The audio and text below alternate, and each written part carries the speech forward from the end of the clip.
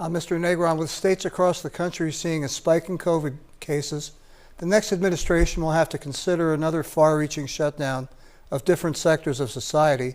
This could affect the rural area of the 2nd District, where COVID-19 has not been widespread. How would you advocate for your constituents in areas where more dramatic shutdowns may not be necessary?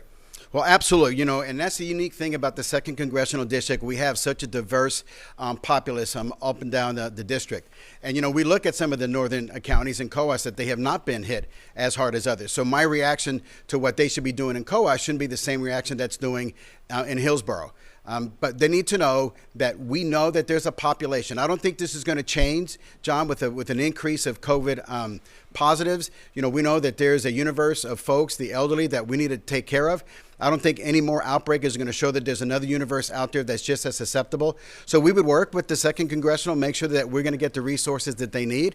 But again, it's not a one-size-fits-all. We need to make sure that we take a proactive approach to making sure that we understand what's happening, and not that that what I did down in the southern part of the state is the same thing I'm going to do in the western part or even the northern.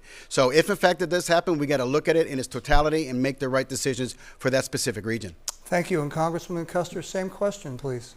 What's interesting, John, is when I spend time up in Coos County, as I do, I was up there this summer for several days, they had very few cases, but everyone was wearing a mask. All the meetings were outdoors, physically distant. And when I asked people, they said, we want to have very few cases. We do not want COVID to come in. We're being very, very careful. And so those are the types of decisions that I think people all across the Granite State are making. They're making their own decisions.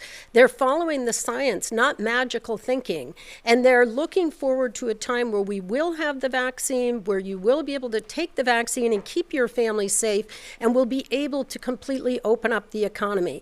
The other thing about the western and northern part of the state is making sure that we have access to affordable broadband, which is an issue that I've been working on in Congress, and the COVID-19 epidemic has really pulled back the curtain on that. Every family needs access to affordable broadband. Adam, if I may, that's a great point, Congresswoman. You've been in Congress for 8 years.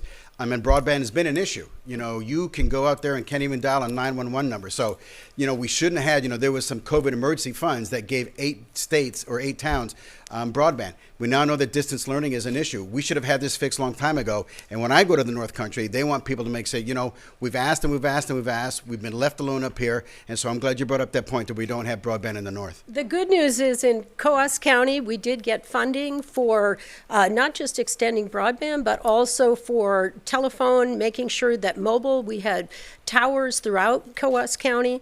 And I think this is the type of result that you get when we work together, working with the governor, the funding that came through the CARES Act most recently that went to those 8 towns so that we could extend broadband to the door, making sure people with telehealth, telework, and obviously education from home have access. But it shouldn't have taken a pandemic to bring that to fruition.